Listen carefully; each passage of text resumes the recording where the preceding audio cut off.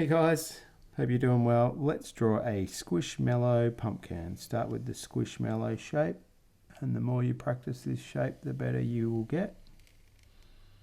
There's a Squishmallow shape. Now all it is a matter of drawing is one triangle there, two triangles here, or the second one there, sorry. So try and keep them spaced out. Now in between here, we're going to put a line. So in between the two, and we're going to put a line coming down on each side. Then we're going to come across, then back up, across and back up. These are like teeth. And then we're going to put a smile. So bring that up, curved line there, curved line there.